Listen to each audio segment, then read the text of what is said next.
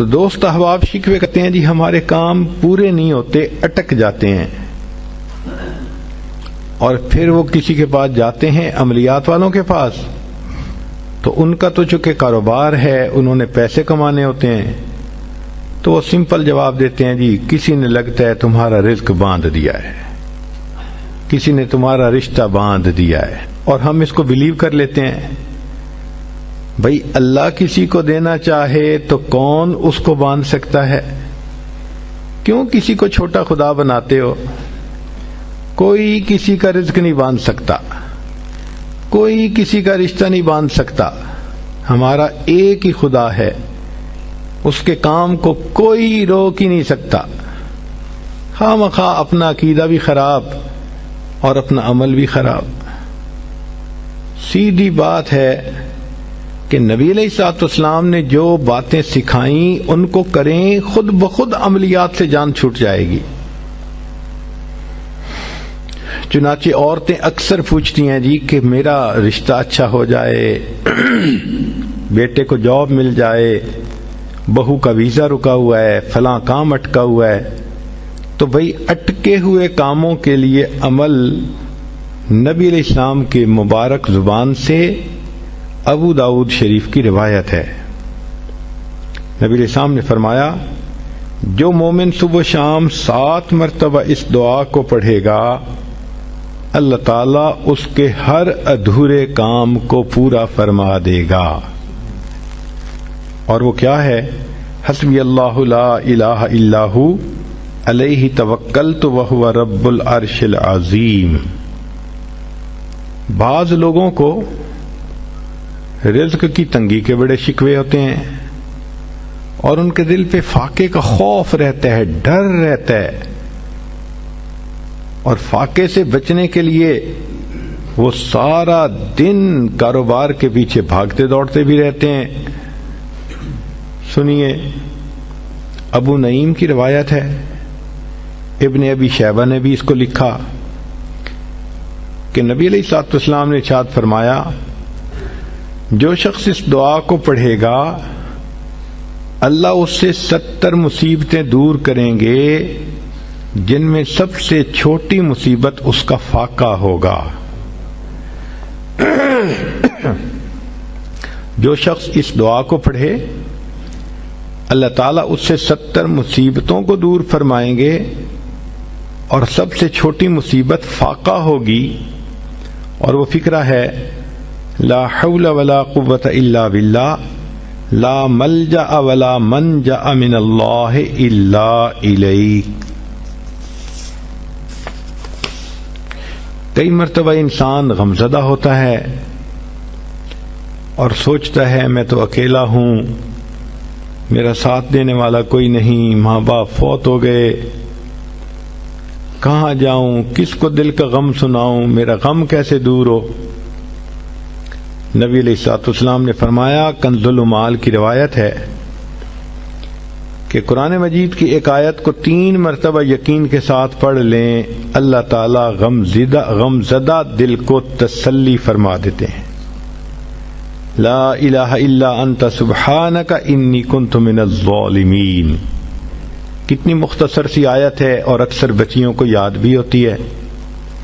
اس آیت کو 3 مرتبہ پڑھنے پر اللہ تعالیٰ انسان کی سیڈنس ختم کر دیتے ہیں، غم ختم کر دیتے ہیں، دل کو خوشی عطا فرما دیتے ہیں۔ کئی لوگوں کو دیکھا کہ بیمار ہوتے ہیں، کبھی ہسپتال کا چکر، کبھی ڈاکٹر کے پیچھے، تو نبی علیہ الصلوۃ والسلام نے ایک حدیث پاک میں فرمایا، اس حدیث کو مسند احمد نے روایت کیا اور طبرانی نے روایت کیا کہ جو شخص فجر کے بعد 3 مرتبہ یہ دعا پڑھ لے اللہ 4 مرضوں سے اس کو نجات عطا فرما دیتے ہیں۔ امید ہے کہ مستورات توجہ سے یہ بات سنیں گی اور اس کی اہمیت کو ذرا سمجھیں گی کہ جو شخص فجر کے بعد 3 مرتبہ یہ آیت پڑھ لے تو اللہ تعالیٰ اس کو 4 بڑے بڑے مرضوں سے بچائیں گے۔ نمبر 1، پاگل پن. اگر کوئی آدمی مینٹلی ان بیلنسڈ ہو، ریٹارڈڈ ہو،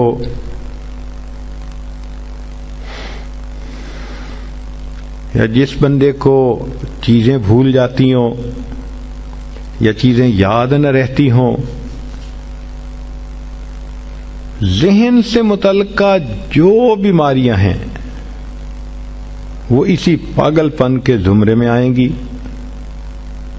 یا کسی کو مرگی کی بیماری ہوتی ہے، وہ بھی اسی زمرے میں آئے گی. تو پہلی بیماری جو اللہ تعالیٰ دور کرتے ہیں وہ ہے پاگل پن، اور دوسری بیماری کوڑ پن. کوڑ پن کہتے ہیں چہرہ بدصورت ہو جانا. یہ بھی ہو سکتا ہے کہ برس کی بیماری ہو جائے، جیسے بعض عورتوں کو جلد بالکل سفید ہو جاتی ہے اور عجیب بدنما چہرہ ہو جاتا ہے، یا کئی مرتبہ جسم پہ تل اتنے نکل آتے ہیں، دانے اتنے نکل آتے ہیں کہ چہرہ بدنما ہو جاتا ہے، یا چہرے پر داغ پڑ جاتے ہیں کالے رنگ کے. تو چہرے پہ داغ پڑیں، چہرے پہ دانے بنیں، یا چہرے پہ برس کے نشان پڑیں، کوئی بھی چیز ہوگی وہ اسی کوڑ پن کے زمرے میں شامل ہوگی جس سے کہ چہرہ انسان کا بدصورت ہوتا ہو. یہ بیماری بھی اللہ دور فرما دیں گے. اب جن بیچاریوں کو بیوٹی پارلر پہ جانے کا شوق رہتا ہے اور اپنے فیس پہ پتہ نہیں کیا کیا پروسیس وہ کرواتی ہیں، تو ان کو تو چاہیے کہ وہ اس آیت کو یا اس فکرے کو بار بار پڑھیں تاکہ اللہ تعالیٰ ان کے چہروں کی خوبصورتی دیر تک سلامت رکھیں. اور تیسری چیز ہے اندھا پن. اندھے پن سے مراد یہ کہ آنکھوں کی بینائی ہی چلی گئی، یا آنکھوں میں موتیا بند آ گیا، یا آنکھوں پہ اینک لگانی پڑ گئی. یہ سب ایک ہی بیماری کی تفصیلات ہیں. تو جن کی نظر کمزور وہ بھی پڑھ سکتی ہیں، یا جن کو لینز لگانے پڑتے ہیں، کنٹیکٹ لینز سے ہی یا کوئی اور، اس مصیبت سے بھی جان چھوٹ گئی. اور جن کی بینائی چلی گئی اللہ ان کے لیے بھی آسانیاں فرما دیتے ہیں. تو پاگل پن کی بیماری ختم، کوڑ پن کی بیماری ختم، اندھے پن کی بیماری ختم، اور چوتھا فرمایا فالج کی بیماری ختم. فالج ایک تو ہوتا ہے کہ انسان کا ہاتھ یا پاؤں کام ہی نہ کریں، اور ایک یہ بھی ہوتا ہے کہ اتنی ویکنس کہ عورت کہتی ہے مجھ سے تو کھڑا ہی نہیں ہوا جاتا، میرے پاؤں سن ہو جاتے ہیں، میرے ہاتھ سن ہو جاتے ہیں. یہ ساری چیزیں کمزوری اور فالج کی ابتدائی سٹیجز ہیں. تو یہ سب چیزیں ٹھیک ہو جاتی ہیں. اب بتائیں کہ اتنی بڑی بڑی بیماریوں سے جس بندے کو بچنے کی خوشخبری مل رہی ہو تو وہ تو پھر اس عمل کو کیے بغیر رہ ہی نہیں سکتا. اور یہ عمل دیکھو چھوٹا کتنا ہے. وہ جو فکرہ فرمایا حدیث میں وہ ہے سبحان اللہ العظیم وبحمدہ ولا حول ولا قوت الا باللہ. اتنا سا فکرہ پڑھنے پر اللہ چہرہ بھی پر نور بنا دیتے ہیں، میموری بھی تیز کر دیتے ہیں، اللہ تعالیٰ بینائی بھی تیز کر دیتے ہیں، اور اللہ تعالیٰ جسم میں طاقت بھی بھر دیتے ہیں. یہاں تک تو نیکیاں کمانا، گناہوں کو بخشوانا، فرشتوں کی دعائیں لینا، غمزدہ دل کو تسلی ملنا، اور بیماریوں سے محفوظ ہونا، اس طرح کے عمل بتائے تھے. اب ایک عمل سن لیجئے کہ دجال سے محفوظ ہونا. دجال ایک تو بڑا ہوگا نا، جس کو دجال اکبر کہتے ہیں، جو آئے گا اور بندے اس کے پیچھے لگ کر اپنا ایمان خراب کر لیں گے، جو امام مہدی کے آنے پر اور عیسیٰ علیہ السلام کے آنے پر ظاہر ہوگا، ان کے آنے سے پہلے ظاہر ہوگا، اور عیسیٰ علیہ السلام اس کو لد کے مقام پر قتل کر دیں گے۔ اس فتنے سے نبی علیہ السلام بچنے کی دعائیں فرماتے تھے، صحابہ بھی بہت ڈرتے تھے اس فتنے سے۔ تو انسان کا دل چاہتا ہے کہ دجال سے محفوظ ہوں۔ حدیث پاک میں ہے، جو شخص جمعہ کے دن سورہ کہف پڑھے تو جمعہ سے جمعہ تک اس کے گناہ معاف، اور اگر وہ روزانہ پہلی 10 اور آخری 10 آیتیں پڑھ لے، اللہ اس کو دجال سے محفوظ فرمائیں گے۔